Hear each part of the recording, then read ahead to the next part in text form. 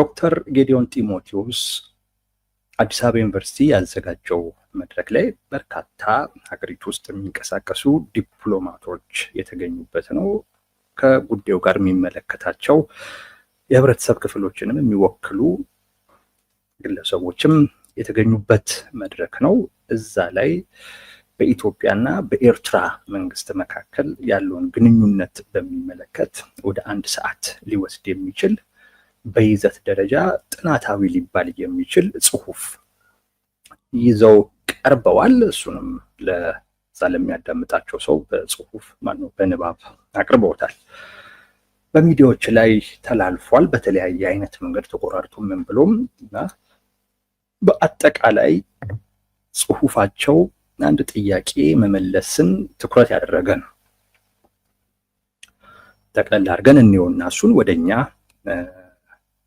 ሐሳብ እንሄዳለን። በዋናነት ዶክተር ጌዲዮን ጢሞቴዎስ አንድ ጥያቄ ለመመለስ የፈለገ ጽሁፍ ነው ያቀረቡት። ያም በኢትዮጵያና በኤርትራ መካከል ያለውን የእርስ በርስ ግጭት ተደጋጋሚ እንዴት ማስቀረት ይቻላል? ዋነኛው ጉዳይ እሱ ነው። በሁለቱ ሀገራት መካከል በተደጋጋሚ ጊዜ በተለያየ ጊዜ የሚመጣውን የእርስ በርስ ግጭት ወይም ጦርነት እንበለው እንዴት አድርገን ማስቀረት እንችላለን? እንዴት ይቀር ነው? ኤርትራ ሀገር ከመሆኗም በፊት በቅኝ ግዛት ተገዝተናል የሚሉ ታጣቂዎች ለ30 ዓመት ሲዋጉ ነበር። እሱ ጉዳይ በኃይል መልስ አግኝቶ ኤርትራን በኃይል ከተገነጠለች ጊዜም በኋላም እንደዚሁ ኦልሞስት ለ30 የሚባል ያክል ዓመት በኢትዮጵያና በኤርትራ መካከል ሰላምም ጦርነትም ኦልሞስት በቃ ችግር ነው ያለው፣ ውጥረት ነው የነበረው። አንዴ ጦርነት ውስጥ ገብተናል። ከዛ ውጪም ግን ሰላም ነበር የሚባል አይደለም። ሰላም የሚሆንባት ጊዜ እጅግ በጣም ውስን ጊዜ ነች። እና ይሄንን ነገር እንዴት እናቆመው ነው? እንዴት እናቆመው ማለት ጦርነቱ ስለተደጋገመ ብቻ ሳይሆን የነዚህ ሁለት ሀገራቶች መተባበር፣ አብሮ መስራት ለቀጠናው ካለው ትልቅ ፋይዳ አኳያ ከእድገትም ከደህንነትም አኳያ ቀጠናውን በሚመለከት ከዛም አንጻር በሁለቱ ሀገራት መካከል የሚኖር ጦርነት ቆሞ እንዴት ትብብር ይፈጠር? እንዳልኳችሁ ጦርነት መጥፎ ስለሆነ ብቻ ሳይሆን ግን ከጦርነት ይልቅ ሁለቱ ሀገራት በትብብር ቢሰሩ ለቀጠናው ከራሳቸው አልፈው ለቀጠናው ለዓለምም ሰላምና ደህንነትን ከማምጣት አኳያ ትልቅ ፋይዳ ስላለው የሁለቱ መተባበር እንዴት ይሄንን ጥቅም ማግኘት የምንችልበትን መተባበር በሁለቱ ሀገራቶች መካከል እንፍጠር የሚል ነው የዶክተር ጌዲዮን ጥያቄና ጽሁፋቸው ሊመልስ የፈለገው ይሄንን ነው። የጥያቄ የዶክተር ጌዲዮን ብቻ ሳይሆን በጣም ብዙ ሰዎች ይሄ ጥያቄ እንዳላቸው ይሄንን ጥያቄም መልስ ለመስጠት እንደሞከሩም አውቃለሁ።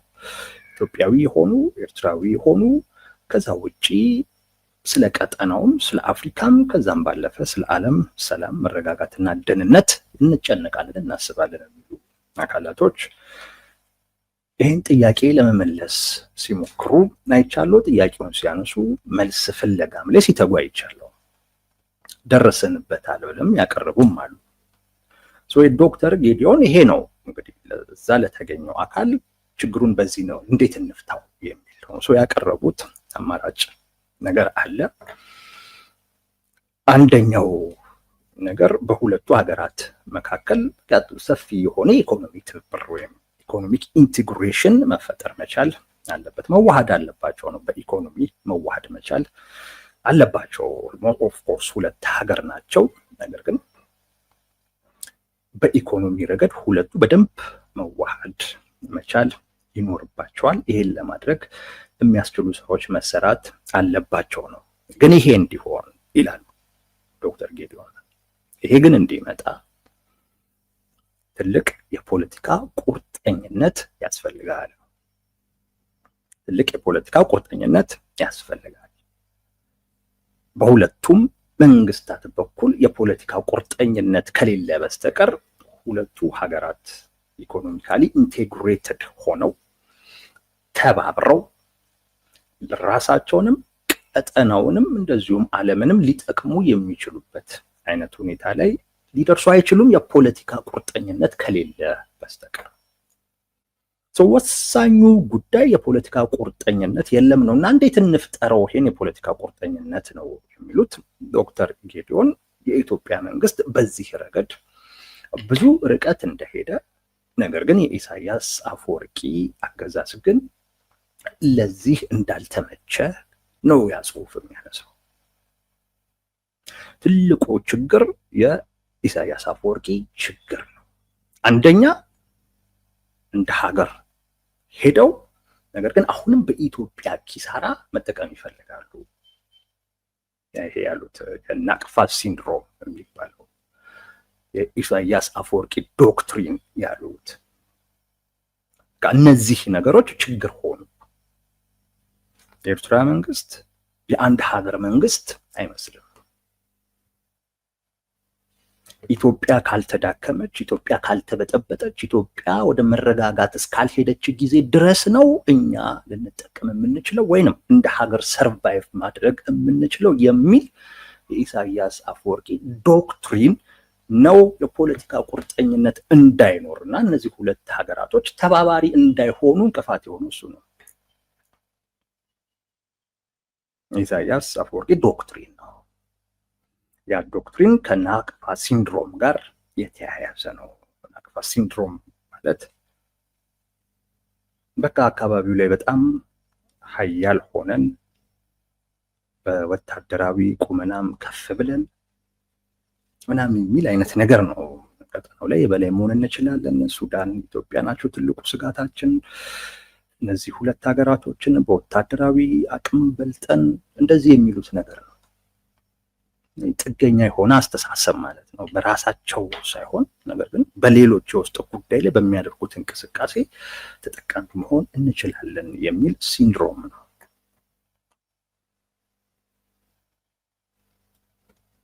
ይሄ ነው እንቅፋት የሆነው ነው።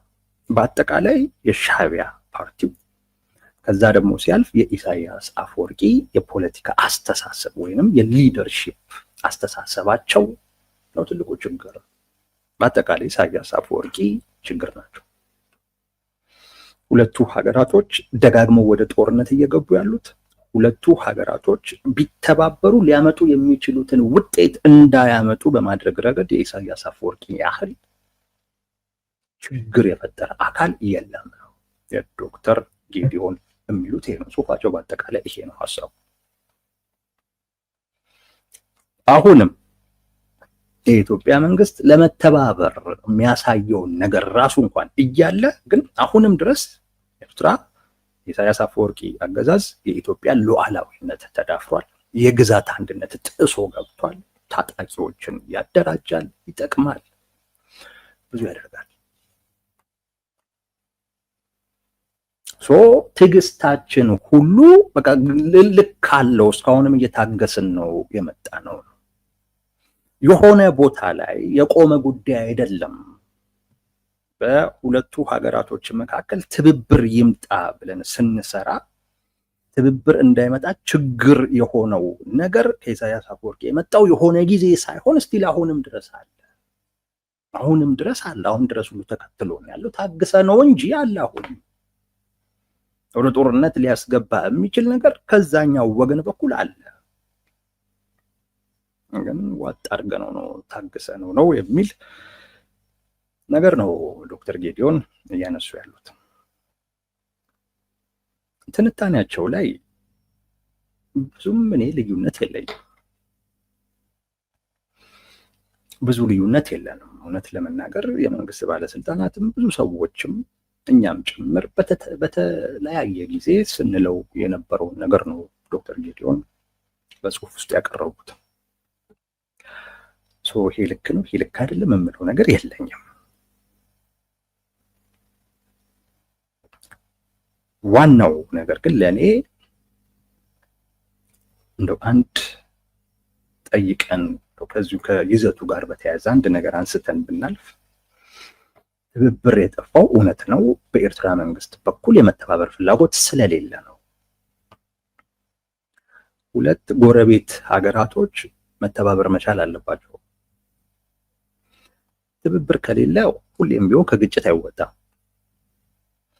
አንድ መንግስት የመንግስትነት ባህሪ ይመስለኛል መተባበር የመንግስትነት ባህሪ ነው።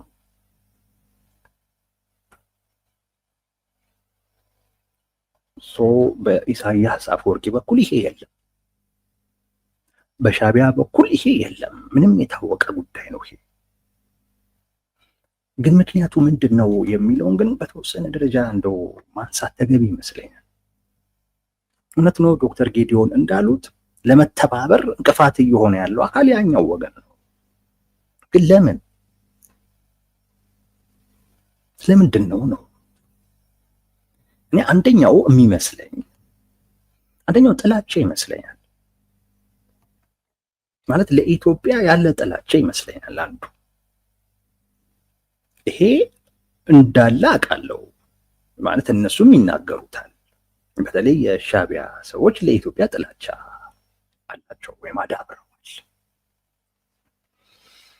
ኢትዮጵያን ሲያዩ የሚያዩት ቅኝ ገዢን ነው፣ ጎረቤት ሀገር አይደለም የሚያዩት፣ ቅኝ ገዢ ነው የሚያዩት። ኢትዮጵያን ሲያዩ ብዙ በደል ነው የሚያዩት ወይም እንዲታይ የሚፈልጉት፣ ሌላ ነገር እንዲታይ አይፈልጉም። ወንድማማች ህዝቦችንን እንደዚህ ታሪክ ነበረን እንደሱ አይደለም እንዲታይ የሚፈልጉት። እነሱ እንዲታይ የሚፈልጉት ኢትዮጵያ ሲባል ኤርትራን ስትጨቁን ያለው ምስል ነው ጎልቶ እንዲወጣ የሚፈልገው። ጎልቶ እንዲታይ የሚፈለገው ኤርትራ ኢትዮጵያ ስትጨቁን ቅኝ ስትገዛ የነበረው ፒክቸር ነው፣ ስትደበድብ አይነት ነገር ማለት ነው። ያ ጥላቻ እንዲያደብሩ ያደረገ ይመስለኛል። የኢትዮጵያን መጠቀም ሳይሆን የኢትዮጵያን ጉዳት ነው ለማየት የሚፈልገው አንድ ጥላቻ ውስጥ ያለ አካል እንደዛ ነው። ቂም ውስጥ ያለ አካል እንደዛ ነው። ጥላቻ ካለ እነዚህ አይነት ምቀኝነት፣ ቂመኝነት፣ ተንኮለኝነት አንድ አይነት ነገሮች አይጠፉም። መፈልፈያቸው ጥላቻ ነው። አንዱ እሱ ይመስለኛል። በቃ የኢትዮጵያን ጥቅም አይፈልጉም። የኢትዮጵያን ጥቅም ብቻ አይደለም ከኢትዮጵያውያን ጋርም መተባበርም አይፈልጉም። ሻዕቢያ ኤርትራውያን እያልኩ አይደለም፣ ሻዕቢያ አንዱ ያ ነው። ሁለተኛው ሀገር የሆኑበት መንገድ ዋስትና ባለው አይነት መንገድ አይደለም። ሀገር የሆኑት ዋስትና ባለው መንገድ አይደለም። ሁል ጊዜም የሀገርነት ጉዳያቸው ጥያቄ ውስጥ ነው። ኤርትራውያን ራሳቸውን ሀገር ነን ይላሉ፣ ግን ኢትዮጵያውያንን ሲያገኙ ግን የሚጠይቁት አንዱ ጥያቄ የኤርትራን ሉዓላዊነት ትቀበላለህ ወይ ነው። በቃ የሚያስቡት እንደዛ ነው። ኢትዮጵያውያን የኤርትራን ሀገርነት አያውቁም ብለው ነው የሚያምኑት። ያም ደግሞ ራሳቸውም በኃይል ነው የተገነጠል ነው ወይም በኃይል ነው ነፃነታችንን ያገኘ ነው ስለሚሉ ኃይል ደግሞ በራሱ ዋስትና የሚሰጥ ጉዳይ ስላልሆነ ነገ ከነገ ወዲያ ኃይል ሲጠፋ ሌላም ነገር በኃይል የተገኘው ነገር መልሶ ሊጠፋ እንደሚችል ስለሚያውቁት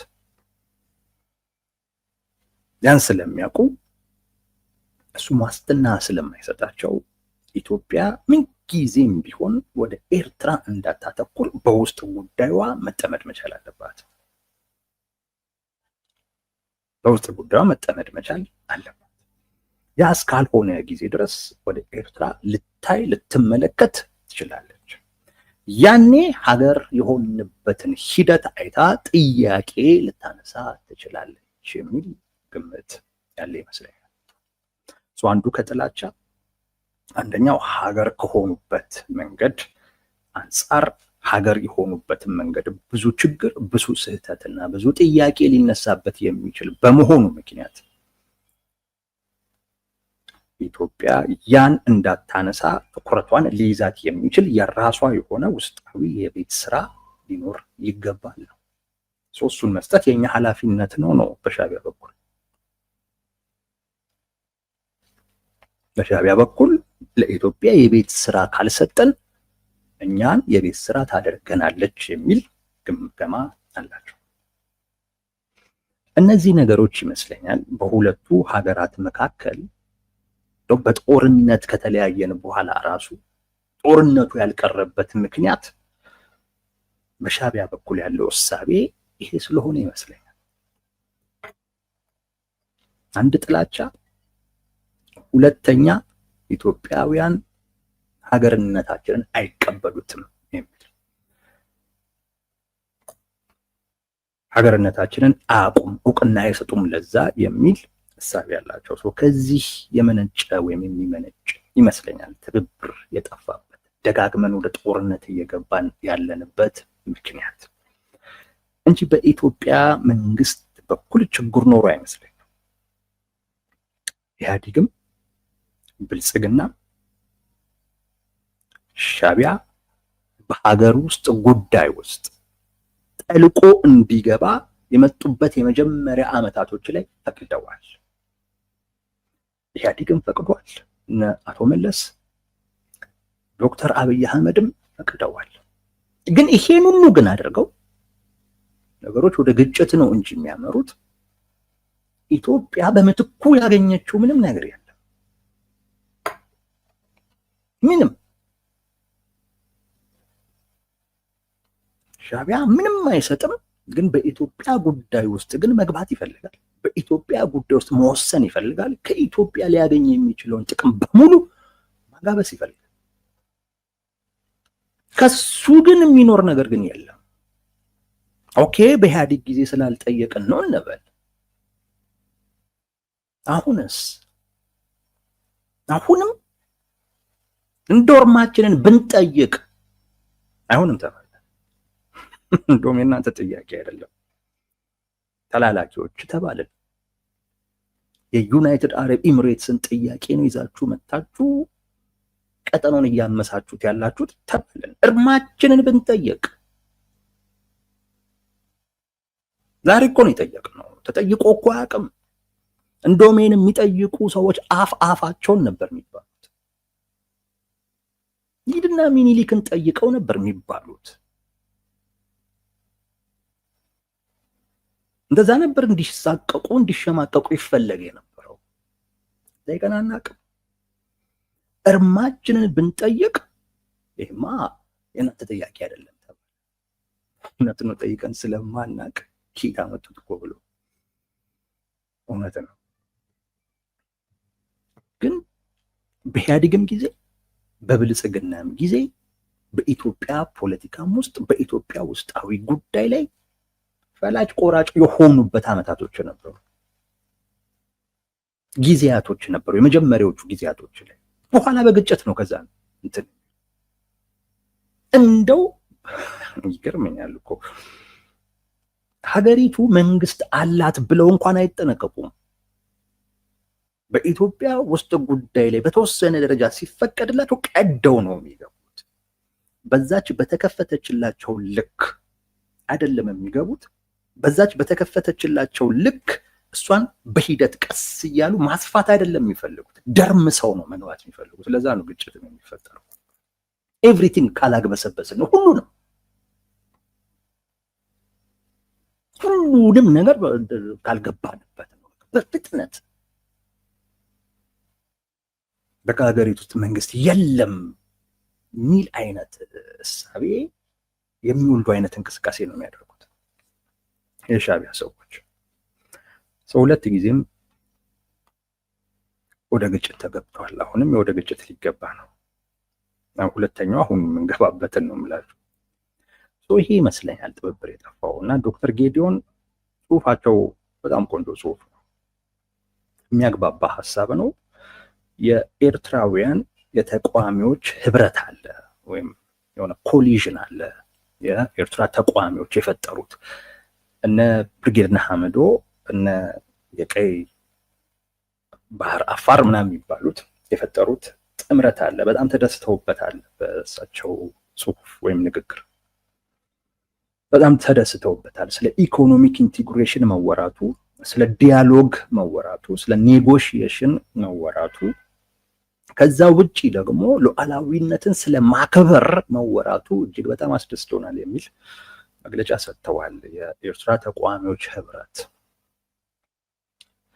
ጽሁፉ ጥሩ ነው ለማለት ነው። ግን ምንድን ነው የነገረን ነው? ይሄ ዋናው ነገር እሱ ነው። ምንድን ነው የነገረን?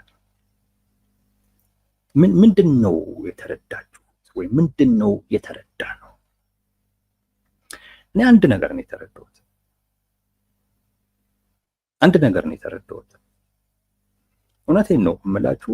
አሁን ይሄን ጽሁፍ ስታዩት ወይም የእሳቸውን ንግግር ስትሰሙት እንደው ኢትዮጵያ ሌላ አይነት መንገድ ምናምን እያሰበች ይሆን እንዴ የሚል ማለት የባህር ብርም ለማግኘት ይሁን ከኤርትራ መንግስት ጋር ተባባሪ ለመሆንም ይሁን ወይም ትብብር ሊፈጥር የሚችል አይነት ነገር ለኔ ግን እየታየኝ ያለው በቃ ኦልሞስት ጦርነቱ የተወሰነ ጉዳይ እንደሆነ በምን አይነት ቃል ልግለጸው እያልኩ ነበር። በቃ ይሄ ነው እየገባኝ ያለው። አይቀሬ መሆኑን ነው የእሳቸው ጽሁፍ እየነገረኝ እሱን ነው። አይቀርም ነው ለኔ። ትዕግስታችን ገደብ አለው አይደለም፣ ትዕግስታችን አልቋል የሚል ነገር ነው። ይህም በሁለት አይነት መንገድ አስረዳችኋለሁ ወይም ራሴን ለማስረዳት እሞክራለሁ። አንደኛ እንደ ኢትዮጵያ መንግስት ታጋሽ ነኝ እንኳን ካለ፣ ትዕግስተኛ መንግስት ነኝ እንኳን ካለ፣ አንድ ትዕግስተኛ የሆነ አካል ስለ ትዕግስት የምታውቁ ከሆነ ማለት ነው። እኔ ስለ ትዕግስት አውቃለሁ። ትንሽ ነገሮችን መቻል ለጋራ ፍላጎት ሲባል አቅም እያለ ግን ይቅር ብሎ እንደማለት ነገር ነው። ማለት በሌላ አይነት መንገድ ለውጥ ማምጣት እየተቻለ ግን ነው እሱ አማራጭ ይቅር፣ ምክንያቱም እሱ አማራጭ ለማንም አይጠቅምም ብለህ ለሌላኛው አካል እድል የምትሰጥበት ነገር ነው። ትዕግስት ማለት እድል ነው የምትሰጠው፣ ጊዜ ነው የምትሰጠው፣ ራሱን እንዲያይ ነው የምታደርገው። ለዛ ምቹ ሁኔታም ትፈጥርለታለህ ራሱን እንዲያይ። ምናልባት ዝም ማለትም ሊሆን ይችላል፣ ምናልባት ከአካባቢውም ራቅ ማለት ሊሆን ይችላል። ብቻ ግን ራሱን እንዲያይ እድል መስጠት ነው። አንዳንድ ሰው አሁን ሰዎችን ራሳቸውን እኮ እንዲያዩ እድል ሰጥቻለሁ ብሎ ግን በሌላ መልኩ ግን ይበጠብጧቸዋል። በየት በኩል ራሳቸውን ይዩ። ትዕግስት ግን ማለት በቃ እድሉንም ምቹ ሁኔታውንም መፍጠር ማለት ነው። የምትፈልገውን እኮ ውጤት በሌላ አይነት አቅም እኮ ማምጣት ትችላለህ፣ ማድረግ ትችላለህ፣ ግን እሱ አይጠቅምም ብለህ ማለት ነው። እንዲህ አይነት ሰዎች ትዕግስተኛ ይባላሉ። ትዕግስተኛ ሰዎች የትዕግስት ሊሚታቸው ወይም ወሰኑ የት እንደሆነ አያውቁትም። እውነቱን ስነግራችሁ አያውቁትም። መጀመሪያ ላይ አያውቁትም። ትዕግስታቸው የት ጋር ነው ገደቡ ያለው የሚለውን አያውቁትም። መቼ መሰላችሁ የሚያውቁት? ገደቡ ጋር ሲደርስ ነው የሚያውቁት። አስቀድሞ እኔ ይሄ ሲሆን ከዚህ በላይ አልችልም፣ ውሸት ነው። ሊችሉም ይችላሉ፣ ከዛም በታችም ሊሆኑም ይችላሉ። አንድ ትዕግስተኛ ሰው የትዕግስቱን ገደብ የሚያውቀው ነገሮቹ ገደቡ ላይ ሲደርሱ ነው። አንድ ሰው አሁን እኮ ትዕግስቴ ገደብ አለው ሲልህ አትጠራጠር፣ ትዕግስቱ አልቋል ማለት ነው። ትዕግስቱ አልቋል ማለት ነው። ትዕግስተኛ ሰው ትዕግስቴ ገደብ አለው አይደለም የሚልህ፣ ወይም ትዕግስቴ ገደብ አለው ሲልህ ትዕግስቱ እንዳለቀ እየነገረህ ነው። አስቀድሞ የትዕግስት ገደብ የት ድረስ ነው ብትለው አይነግርህም። አሁን ለምሳሌ የኢትዮጵያ መንግስት የትዕግስት ገደብ የት ድረስ ነው? እስቲ እንጠይቁ የኢትዮጵያ መንግስት። እውነቴን ነው እምላችሁ፣ እንዳለ ለዚህ የሚሰጠው ምላሽ መልሶ ራሱን የሚያስወቅሰው የቱ ነው? የት ድረስ ነው ታጋሽ የምትሆነው? ኦልሬዲ እኮ የኤርትራ መንግስት ትግራይ ውስጥ እንዳለ ታውቃላችሁ። ዛላምበሳ እንደ ልብ ነው ገብቶ የሚወጡት። ናቅፋ ኢኮኖሚስት አንድ ጽሑፍ አውጥቷል፣ እዛ ላይ ታገኙታላችሁ። ናቅፋ የኤርትራ መንግስት እኮ ትግራይ ውስጥ እኮ ያገለግላል።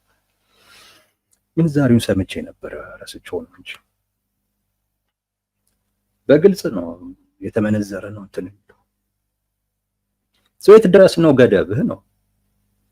ሉዓላዊነት እስኪደፈር የግዛት አንድነት ተጥሶ እንደፈለገ እስኪኮን ድረስ ይሄ ትዕግስት እዚህ ድረስ ነው ትዕግስቴ ካለ እውነቴን ነው እምላችሁ መንግስትነት ወይም የመንግስትነት ሚናውን ረስቶታል ማለት ነው። ይሄ ረስቶታል ማለት ረስቶታል እንጂ መንግስትነት ሚናውን ቢያቅ እና እንዳሉትም ትዕግስታችን እኮ ገደብ አለው ካለ ይንገረን። ዶክተር ጌዲዮን ጢሞቴዎስ የት ድረስ ነው ገደቡ?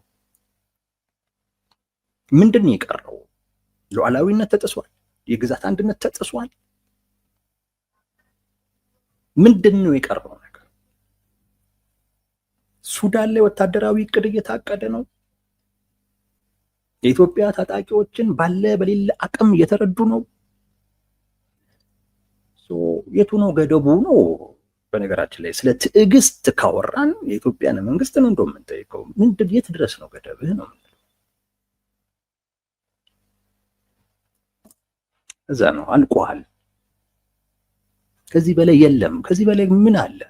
ሻዕቢያ እኮ ኢትዮጵያን ሊያደርግ የሚችለውን ነገር በሙሉ እያደረገው፣ ከዚህ በላይ እኮ አቅም ስለሌለው ነው። አቅም ስለሌለ እንጂ ከዚህም በላይ ሁሉ ቢደረግ አለ የተባለን ጥላት ሁሉ እየሰበሰበ እያመጣ ነው። አለ የተባለን ውስጥ ላይ ያለን ጥላት በሙሉ ሰብስቦ ግንባር እየፈጠረ ነው። የቱ ድረስ ነው ገደቡ? ትዕግስታችን ገደብ አለው ይላሉ ዶክተር ጌዲዮን። ባለፈውም ለተባበሩት መንግስታት እንደዚሁ ደብዳቤ ሲጽፉ ይህንኑ ብለዋል። የቱ ድረስ ነው ገደብ? ምን ሲኮን ነው ይሄ ገደብ ነው? ይሄ ሬድ ላይን ነው የሚባለው፣ ቀይ መስመር ነው የሚባለው። ምን ሲኮን ነው? በሁለት መንገድ ነው። ታጋሽም ከሆኑ ትዕግስተኛም ነን ካለ ይሄ መንግስት፣ ትዕግስተኛ ሰው የትዕግስቱን ገደብ አስቀድሞ አያውቅም። ገደቡ ጋር ሲደርስ ነው፣ ገደቡ ጋር ሲተያየ ነው ገደብ መኖሩን የሚያውቀው። ከትዕግስተኝነት ባህሪም አንጻር ማለት ነው። ትዕግስተኛ ሰው ብዙ ነገር መታገስ እንደሚችል ነው የሚያስበው። ግን በትዕግስት ውስጥ ሲኖር ነው ለካ የማይችላቸውን ነገሮች ጋር ሲገናኝ ነው ለካ ገደብ አለኝ እያለ የሚያስበው። ይሄ ገደቤ ነው የሚልህ ከገደቡ ጋር ሲገናኝ ብቻ። ስለዚህ የኢትዮጵያ መንግስትም ታጋሽ ነኝ ብሎ ከሆነ ከባህሪም አንጻር እንደዛ አይነት ባህሪ ነው ያለኝም ካለ ከገደቡ ጋር ተገናኝቷል፣ ኦልሬዲ ተያይቷል። በቃ ከዚህ በላይ የለም፣ አልቋል ትዕግስቱ ማለት አንድ። ሁለተኛም እንደው ብንጠይቅህም የኢትዮጵያ መንግስት የቱ ድረስ ነው ገደብህ ብለንም ብንጠይቅ ኦልሬዲ ልትጠራቸው የምትችላቸውን ነገሮች በሙሉ ሻዕቢያ አልፏቸዋል። ለምሳሌ የሀገር ሉዓላዊነት ካለ ታልፏል። የሀገር ክብር ከተባለ ታልፏል። ምንድን እስኪኮን ነው የሚጠበቀው? ታልፏል። ትዕግስት አልቋል። እውነት ለመናገር ትዕግስት አልቋል። ትዕግስት ደግሞ የሆነ የምትበደረው ምናምን ነገር አይደለም። ካለቀ አለቀ። ስለዚህ ከዶክተር ጌዲዮን ጽሁፍ ወይም ንግግር የተረዱት እኔ ትዕግስት እንዳለቀ፣ ትዕግስት አልቋል። ራሳቸው የተናገሩት ነገሮች እንደ አንድ መንግስት ሚኔን መወጣት አለብኝ እንደሚል መንግስት የማይታገሳቸው ነገሮች እየሆኑ እንደሆነ እየነገሩ ዶክተር ጌዲዮን አንዱ እሱ ነው ዋናው ጉዳይና ሁለተኛው ከዚህ በኋላ ምን ምርጫ አለን ነው። ይሄ ኢንተረስቲንግ ነው ልንገራችሁ። የኢትዮጵያ መንግስት የባህር በር ይፈልጋል። ይሄን ፍላጎቱን እኔ አልጠራጠርም። አንዳንድ ሰዎች እንደሚጠራጠሩ አውቃለሁ፣ ግን እነዛም ሰዎች ውስጣቸውን ክደውት እንጂ እውነቴን ነው እምላችሁ ይሄ መንግስት የባህር በር ይፈልጋል። በዚህ ፍላጎቱ ላይ ምንም ጥያቄ ሊነሳበት ይገባል ብያለሁ። ምናልባት እየሄደበት ያለው መንገድ ልክ አይደለም ምናምን ሊባል ይችል ይሆናል፣ ግን በፍላጎት ደረጃ ግን እውነቴን ነው የምላችሁ የኢትዮጵያ ባህር በር እንዲኖራት ፍላጎት አለው። በዚህ ለፖለቲካ ፍጆታ ነው ምናምን የሚባለውን ነገር እርግፍ አድርጋችሁ ተውት። ውሸት ነው እሱ። ያን የሚሉት ሰዎች እንኳን ራሳቸው ያሉትን ነገር አያምኑትም። ራሳቸው የሚሉትን አያምኑትም።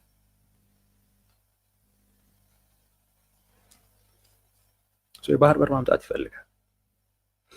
መጀመሪያ ላይ በልምምጥ ጠቅላይ ሚኒስቴሩ እንዳሉት የእሳቸውን ቃል ልዋስ ብዬ በልምምጥ ተሞክሯል። ወይም ይሄ ካሮት ኤንድ ስቲክ የሚባል ስትራቴጂ ወይም አፕሮች ከሆነ ካሮት በማበረታታት ስቲክ በማስፈራራት አይነት ነገር ነው እና በልምምጥ ሄዷል የኢትዮጵያ መንግስት። የባህር በርን በዛ አይነት መልኩ አገኛለሁ በሚል በልምምጥ ሄዷል፣ ሞክሯል። ያን መሻቱን ያን ጉጉቱን የኢሳያስ አፈወርቂ አስተዳደር የራሱን ፍላጎት ለማሳካት ሲል ተጠቀመበት።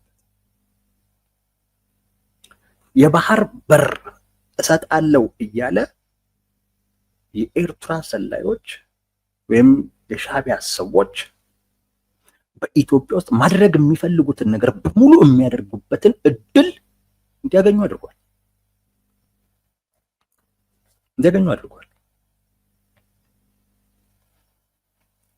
ባይዘዌ የኢትዮጵያ መንግስት ከሻዕቢያ ጋር ሰላም መፍጠር ሲፈልግ ሰላም መፍጠር የፈለገበት አንዱ ምክንያት ከባህር በር ጋር የተያያዘ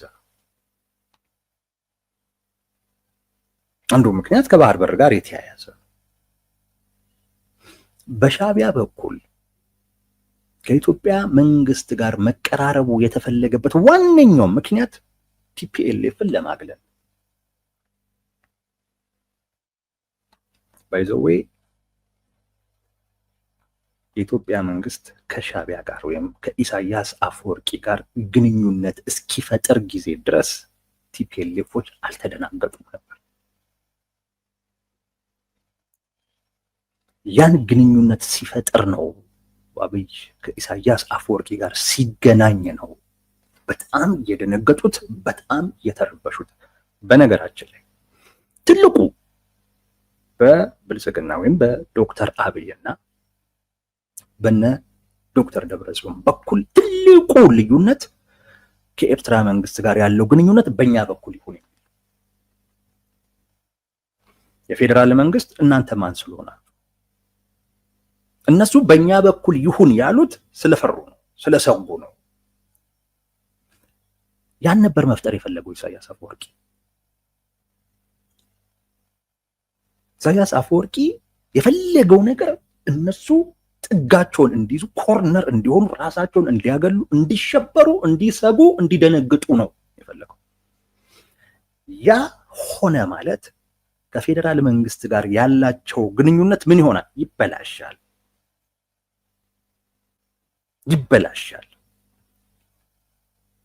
በፌዴራል መንግስትና በህወሓት መካከል እንዲሁም ትንሽ መንገራገጭ ነበር። የበለጠ የሰፋው የበለጠ ልዩነት የተፈጠረው ኢሳያስ አፈወርቂና አብይ ሲገናኙ፣ ያኔ ደንግጠዋል። ያኔ ፌዴራል መንግስትን ሁሉ ነው የጠረጠሩት። ያኔ በቃ ማንንም ማመን አልቻሉም። በቃ እዛችሁ ትግራይ ላይ ለሁሉም ነገር መዘጋጀት ጀመሩ ማለት ነው። በዛ ጊዜ ሁሉ ኢሳያስ አፈወርቂ ኢትዮጵያ ውስጥ እንዴት ግጭት እንፍጠር ብለው የሚያስቡበት ወቅት ነው። አንዳንድ ከግንቦት ሰባት የመጣ ከዛው ከኤርትራ ከበረሃው የመጣ ግንቦት ሰባት ነኝ ብሎ ምናምን ነኝ ብሎ የመጣ አካል በሙሉ ይህን ተልእኮ ተሰጥቶት ነው የመጣው። በፌዴራል መንግስትና በቲፒኤልኤፎች መካከል የነበረውን ልዩነት እንዲሰፋ በማድረግ ረገድ ከኤርትራ በረሃ የመጡ ሰዎች ትልልቅ ሚና ተጫውተዋል። እና አንዳርጋቸው ጽጌን ማለት ነው ትልቅ ሚና ተጫውተዋል። በሚዲያም በምንም እያልኳቸው ያሉት ምንድን ነው? ያኔ እራሱ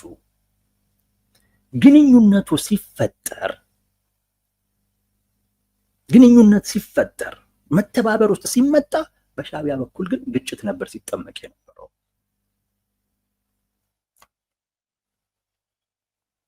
ግጭት ነበር ሲፈጠር ሲጠመቅ የነበረው።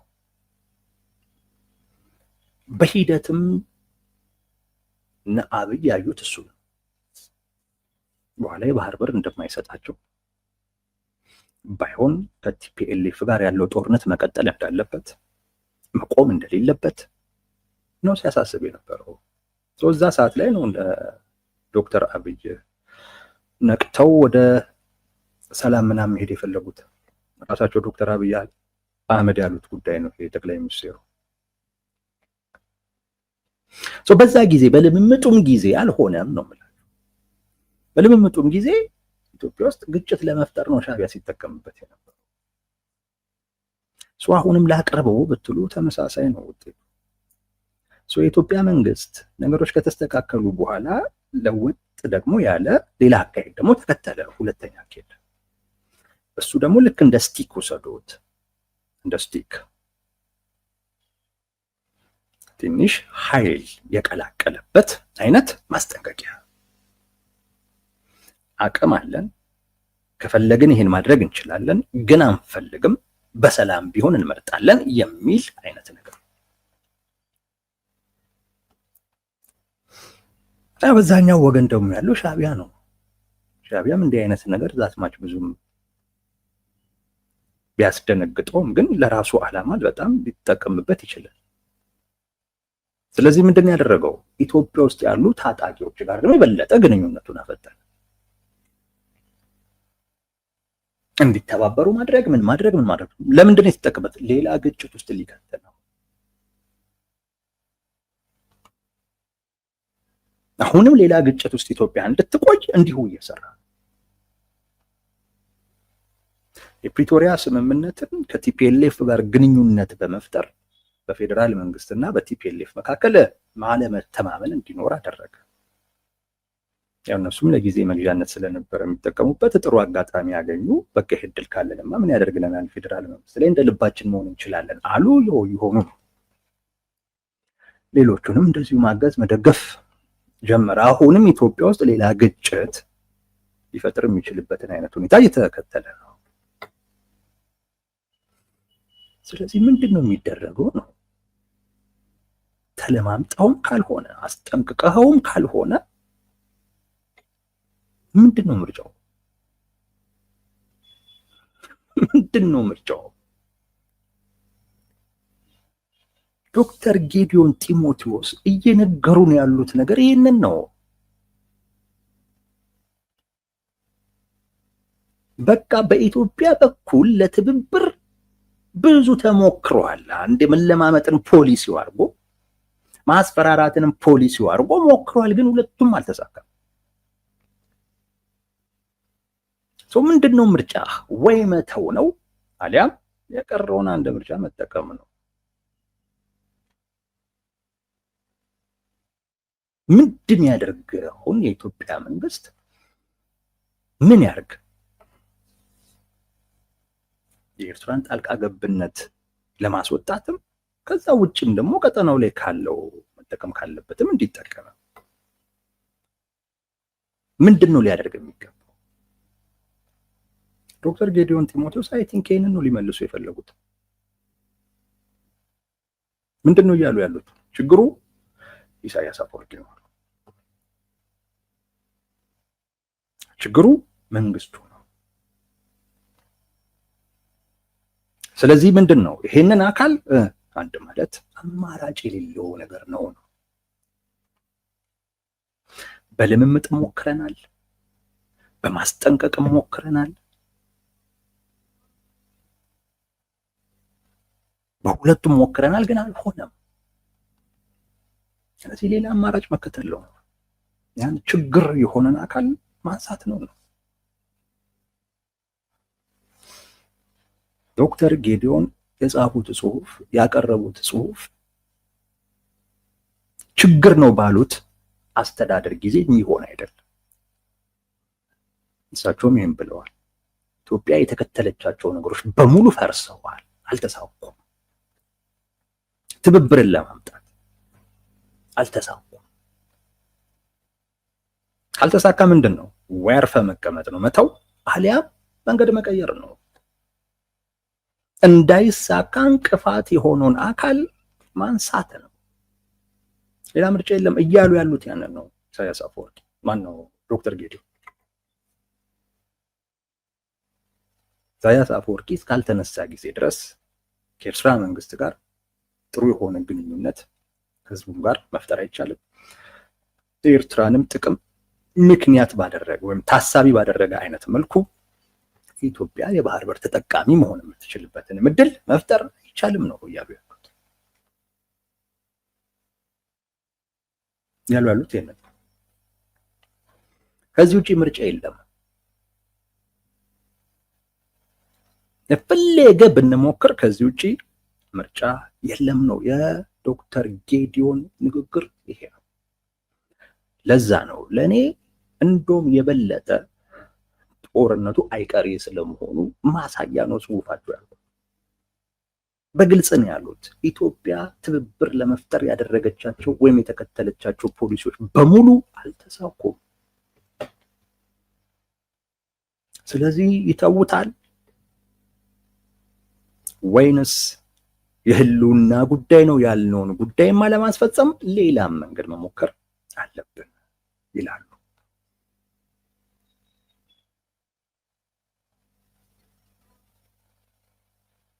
የዶክተር ጌዲዮን ጽሁፍ ጦርነቱ አይቀሬ ስለመሆኑ እየነገሩ ነው። አይቀርም። ኢትዮጵያም ሉዓላዊነቷ እየተደፈረ የግዛት አንድነቷ እየተጣሰ ረፍታታ መረጋጋት አታ እስከ መቼ ድረስ ልትኖር እንደምችል አላውቅም። 30 ዓመት ኖራለች። 30 ዓመት ከዚህ በላይ ደግሞ እንደዚህ ሆና መኖር ያለባት አይመስልም። ነገ ከነገ ወዲያ ዋናው ጉዳይ የሚሆነው የባህር በር ጉዳይ ሳይሆን ዋናው ጉዳይ የሆነ የሚመጣው ከሉዓላዊነት ጋር በተያያዘ ከግዛት አንድነት ጋር በተያያዘ የኤርትራ መንግስት እየፈጸመ ያለውን ጣልቃ ገብነት ማጉላት ነው።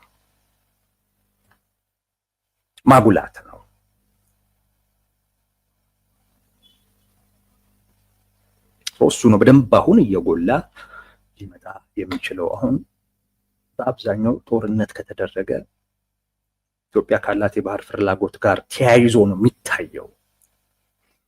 አይ ቲንክ ከዛም የማለቀቅም ፍላጎት ያለ ይመስለኛል። ፍላጎቱ አለ፣ የባህር በር የማግኘት ፍላጎት አለ። ነገር ግን ለጦርነቱ ግን ምክንያት እሱ አይሆንም። ለጦርነቱ ከበቂ በላይ ምክንያት ራሱ ሻዕቢያ ፈጥሯል ነው ወዳጆች።